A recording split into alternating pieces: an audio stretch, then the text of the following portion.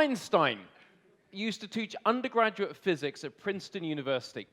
His second-year students would get a shock, because when they went into their examination at the end of the second year, in front of them would be last year's questions. Eventually, one brave student would put up their hand and say, well, excuse me, Professor Einstein, you've made a mistake. You've given us last year's questions. Einstein would just smile and say, well, whilst it is true that I've given you last year's questions this year, the answers are all different. Our next panel is about the future. And maybe we'll find out in the future of VCs that the answer's all different. So I'd like to invite Yavuz and the rest of his panel to come up, and you'll introduce yourself on the panel. But many thanks. Let's give them a round of applause. Thank you.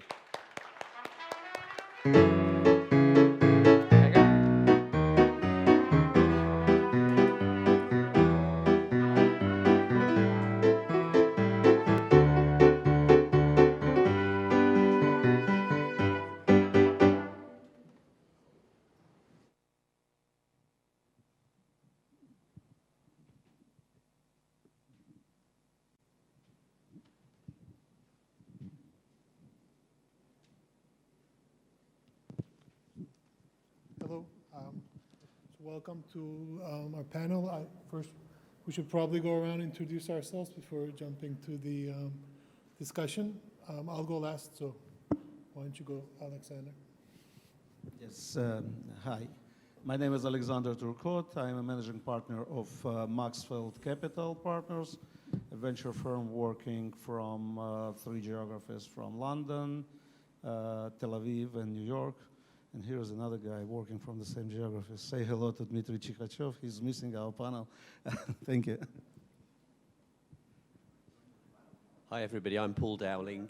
I'm the founder of Dreamstake, which is a startup funding platform. I also run HoxTech Angels, which is an angel group. I'm from London and here to tell everybody what a great place London is to do a startup at the moment. Hi, my name is Suneel Bandhu. I'm from Mumbai, India. I represent an angel group called Mumbai Angels, doing some early stage venture investments. Hi, my name is Hussain Hilli. I'm the co-founder and CEO of Byoot. Byoot is a property crowdfunding platform which allows investors to trade in individual residential properties globally. Hi, my name is Gleb. I'm a founding partner for iTech Capital, which is a global venture capital, I would say growth capital fund investing in later stages. So I'm Yavuz Kaynar. I'm with EBRD, European Bank for Reconstruction and Development. We have a €100 million venture capital fund that we invest in our region, Bulgaria included, and we're happy to be here. I will go ahead and ask the first question, I guess.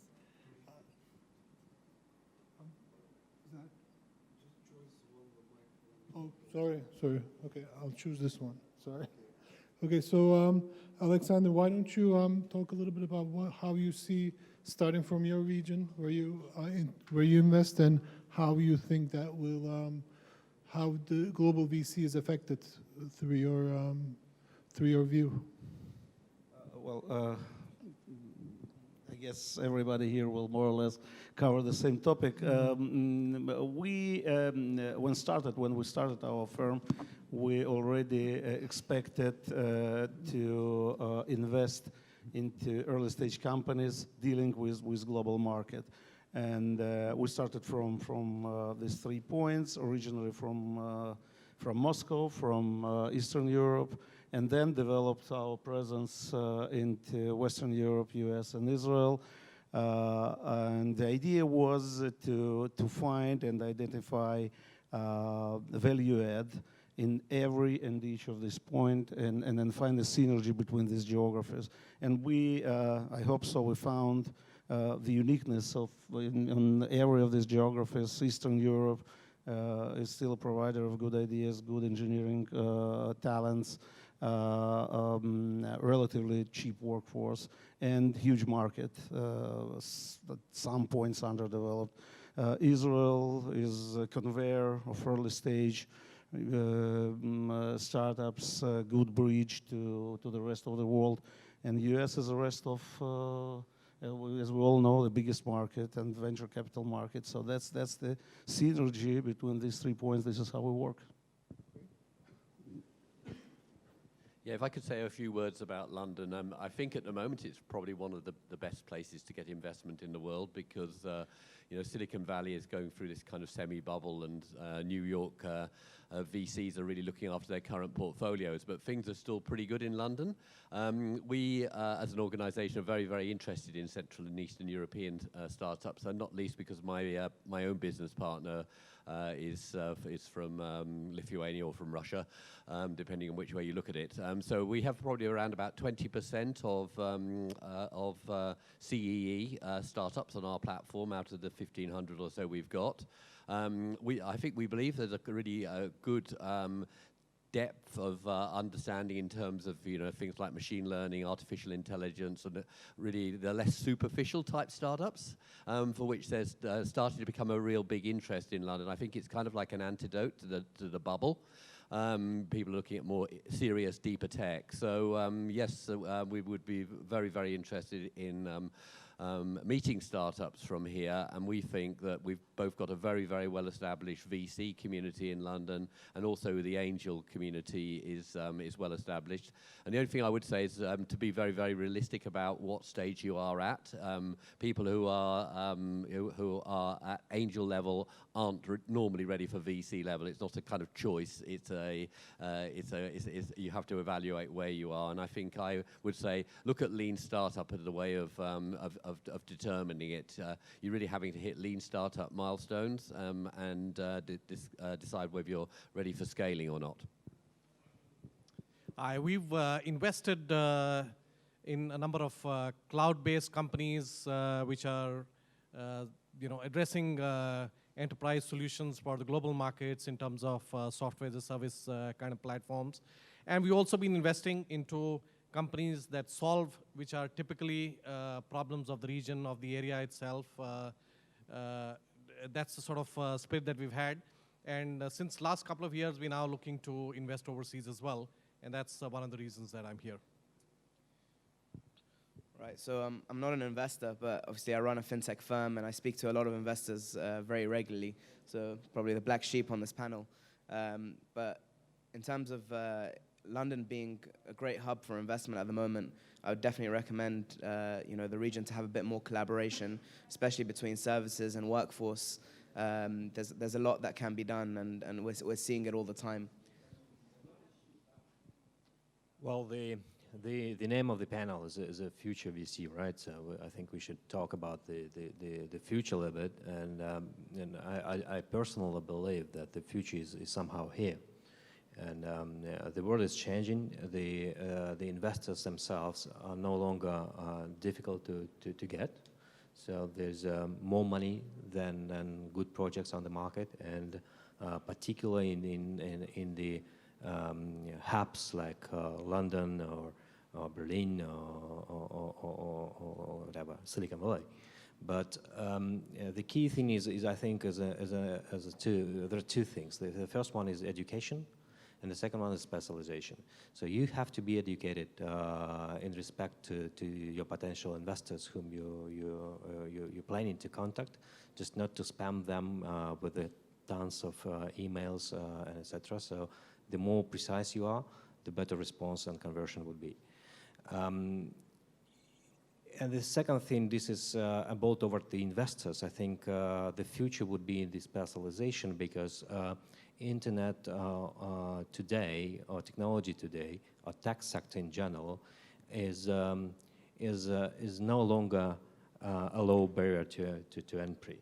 So it's becoming more high barriers to entry with more capital in there. And in respect to that, you need to specialize yourself. You need to be a little bit more deeper in certain areas than the average probably investor in order to get a better deal. And specialization would be something I would recommend for investors to be focused on, while entrepreneurs would focus on education. Maybe we can ask the rest of the panel your views on specialization, because I think that's where the direction of the sector is, and maybe you can talk about your specialization as well. I'm not sure that it's sometimes true and it's sometimes not true. I mean, if you look at London, we've got very good hotspots in terms of fintech, fashion tech, and different sector specializations. But you also learn a hell of a lot through cross-fertilization across sectors, and I'm a great admirer of our competition, Angel List. I think Angel List are the most radical change in the investor climate that there is going.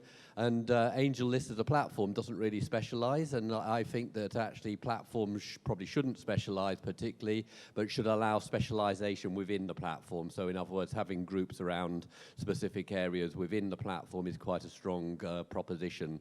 I think it's a bit of a fad, the specialization thing, you know, and it goes very quickly, but almost like fashion. At the moment, we've got like a bubble of fintech in London, and it moves on pretty quickly. So watch out for that, you know. But as soon as something becomes trendy, then 2 months later, it's out of fashion again. So I would say just concentrate on solving deep problems. Absolutely, I agree with you. I think, you know, that's the speciality is waves. But I also think that, you know, there's going to be a lot of democratization of funding. So there is, you know, the investors are going to come on to online platforms. People are looking at this as another asset class, and will look to connect with potential investment opportunities through platform itself. So I think, you know, people who are in venture capital firms really need to watch out for, you know, 5 years, 10 years, you may not have a venture capital firm, right?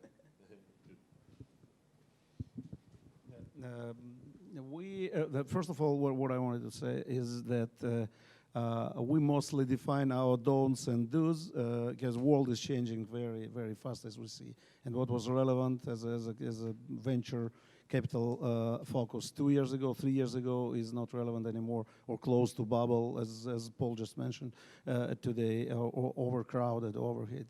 So there are some don'ts which we don't do. We don't do retail, we don't do travel, we don't do things which require a significant offline expertise which we don't have in-house.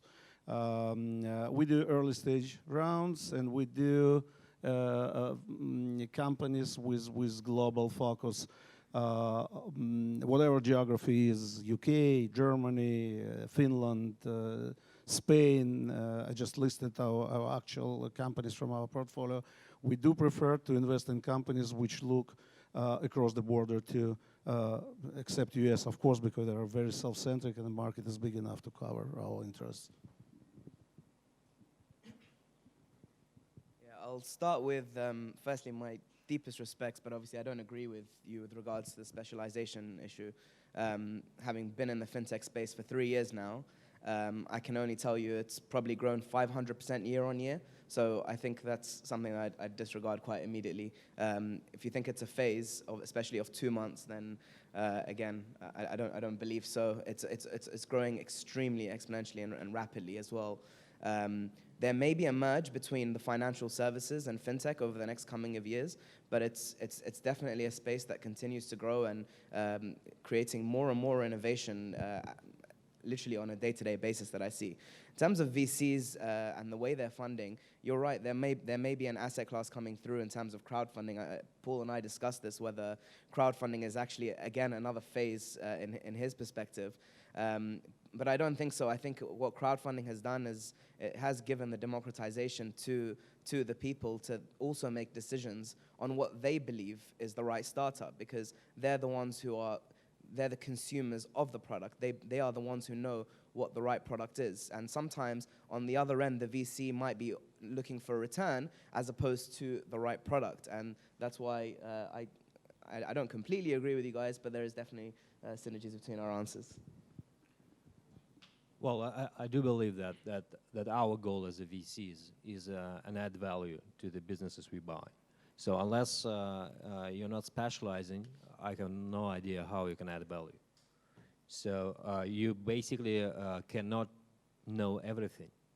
You cannot, do everything. And particularly nowadays, when each and every tech business is either about technology, which you must know, or about marketing expenditure, which is another thing to bring the customers into the business. And you better know before you spend money in Mumbai for the for the context advertising or on California buying Google Ads. If I could just add one more thing.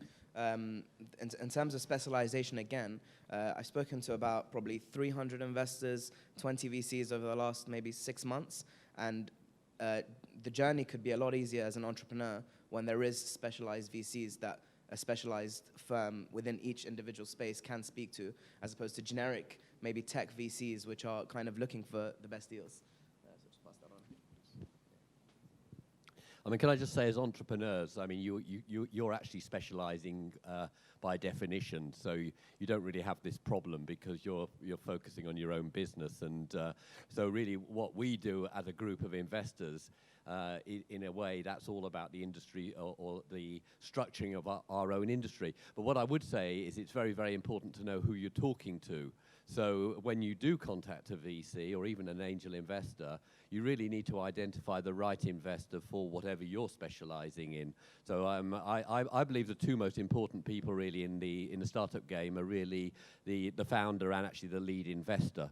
Without a lead investor, you can't really build a round at all, and therefore you need to find somebody who really understands your business, and that's where the sector specialization comes in. I had one question on what you were saying. You know, the value add, as both of you said, is important from an investor point of view. But in the future, is there likely to be, you know, an independent person who just provides the right advice and provides the right sort of value add to a company, irrespective of the capital coming from the same person or from a different person? I think the reason why you need a lead investor really is because I mean there's still in nearly every form of investment some liquidity problem. There's you're having to kind of pull together. I say it's like herding cats, right? You find one investor, and by the time you found a second investor, the first investor's gone off and done something else. So platforms do provide the opportunity to kind of put a stake in the ground and to build your round, you know, so you've actually got your cat in one place, and then you just bring your other cats into the deal room, or the technology allows you to help with that round building process. But it's still difficult, and I would say for the time being, lead investors are very, very important. It may democratize to the point where it just becomes like any other investment, but I think that's a few years off.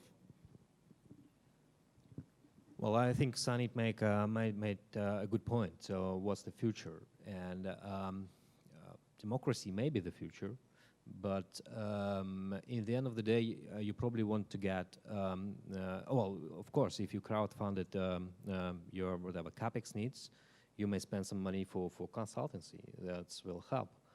But I think, personally, that's my subjective opinion, I think I better have a vested consultant in my board rather than an unvested one. And I better to have someone who is sitting in my board and have pretty much the same interest in respect capitalization and increasing capitalization and future exits, rather than just the third-party advice which I bought on the market. Sorry. Yeah.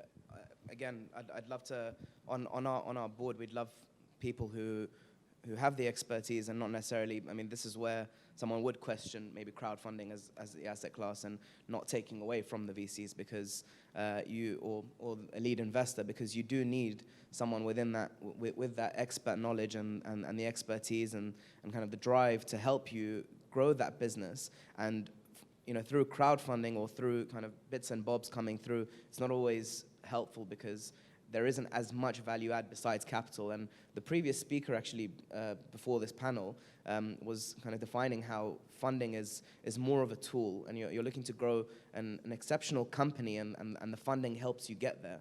And that's where I see the value add is not necessarily that, you know, you just bring in any money. It's the fact that you do bring in, if it ends up being a consultant, you know, that's great, but it's so much better when the person who's investing in you has that expertise, because they're looking to drive it as well. It's in their vested interest to make the company as good as possible. I just wanted to take a words for that. This is a good point that we all are different, and that's how it's supposed to be. All startups are different, and all venture investors and angel investors must be different. And there should be certain level of competition between VCs and angels, probably even higher level than the competition among startups for the venture funds or for financing at all. So the proper direction, if at all, should be for you to identify a profile of investor suiting your needs and your understanding of what is the role of your partner, of your investor. Sometimes it's just money and to stay aside as much as possible. Sometimes you need much more than money, and this is where we are trying to play. So this is, guys, up to you as well as up to us. But first initiative is coming from you. You are approaching us. Rarely we are approaching you. One of the previous speakers talked about the exit opportunities available to European VCs versus the US counterparts. And he did mention that, you know, now the IPOs are becoming an actual option. They're not as numerous as they are in the US. There are other opportunities, obviously, like strategic exits, or, you know, you sell up to the next VC.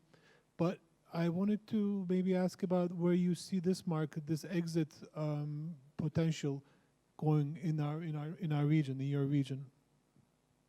Well, my background is with engineering, with huge engineering companies. So my strong belief, this is why, by the way, we are investing in technological companies too, because the number of deals, number of exits in this, let's call it food chain, starting from monsters like Google, Cisco, IBM, Microsoft, and so on, and down 5, 6 levels is just one bigger company or next stage company is acquiring or acquiring the previous one, the smaller one.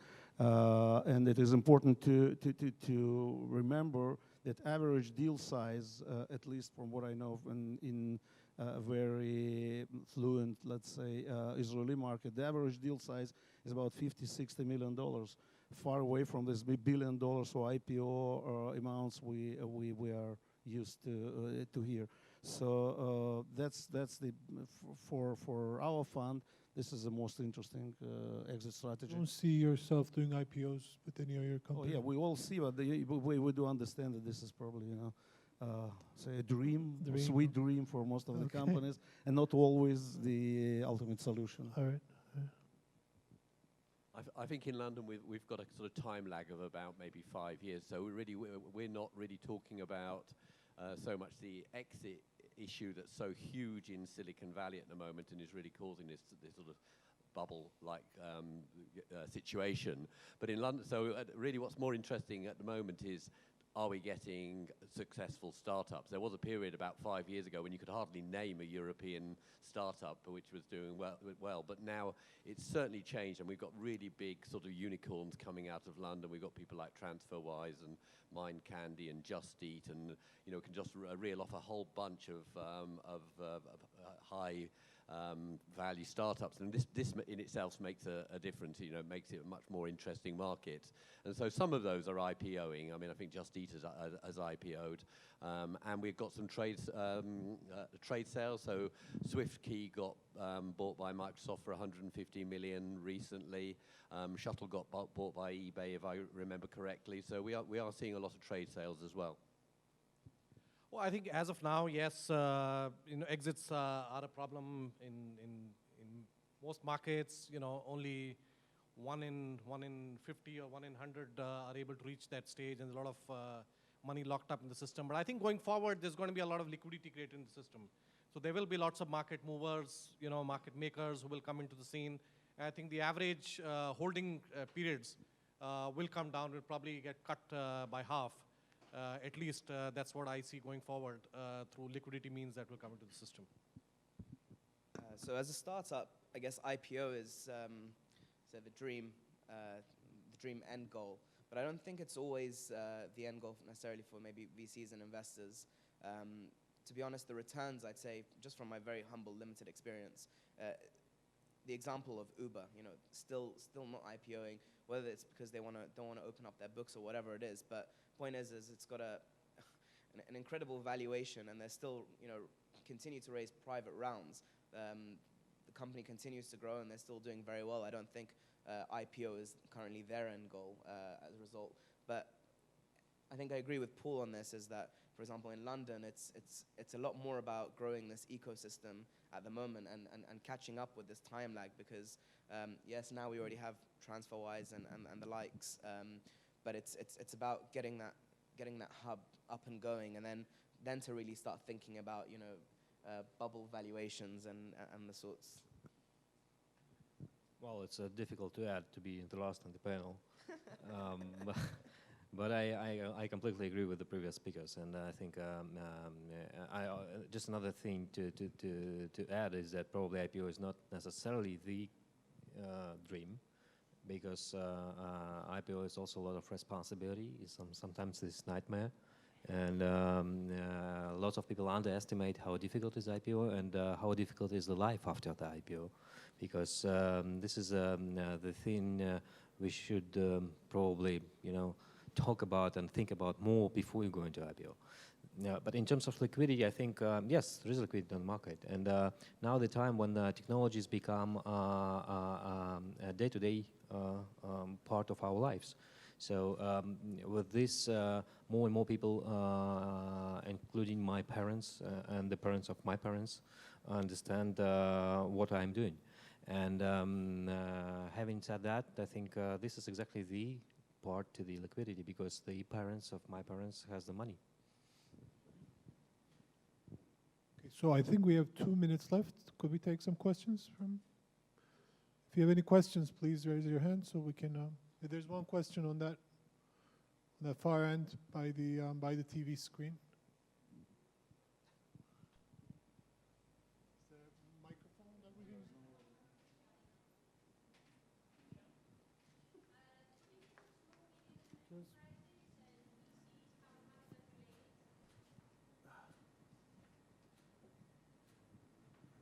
Thank you so much. My name is Lisa. I'm from Think Digital, working here in Sofia. I really enjoy your panel, and the question is how VCs see small, medium businesses. I mean, the real businesses that not necessarily require funding.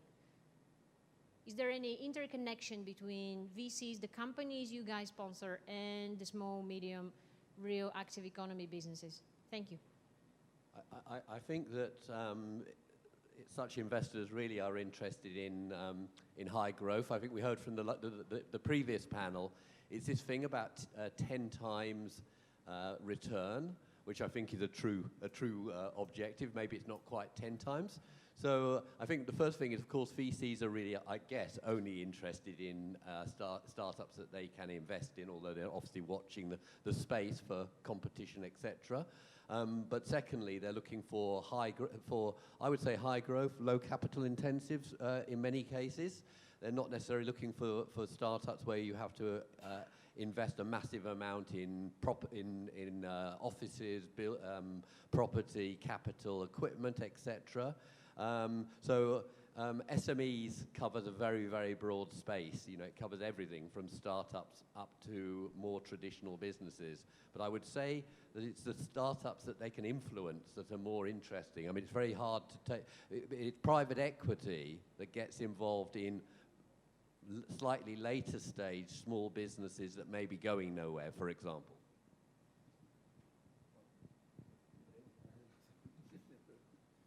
There's one question over there.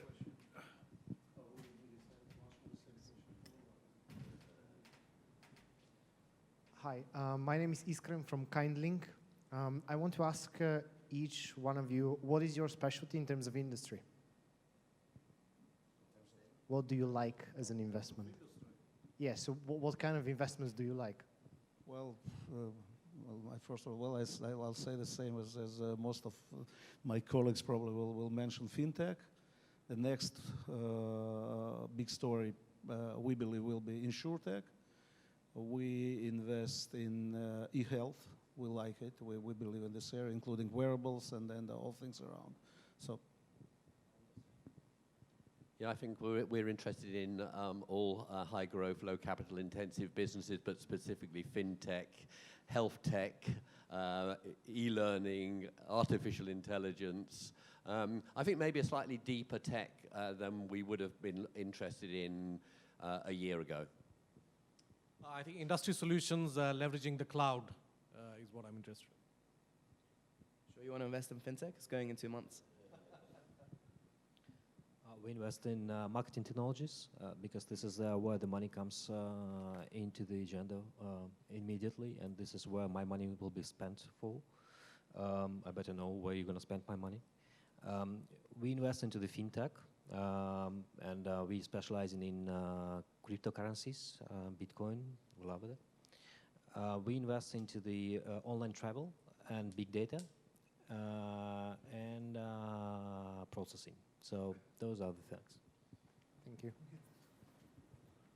So I think that's all the time we have. Thank you for listening, and thanks Webit for having us. If you have any questions, please approach us after the panel. We'll be around. Thank you.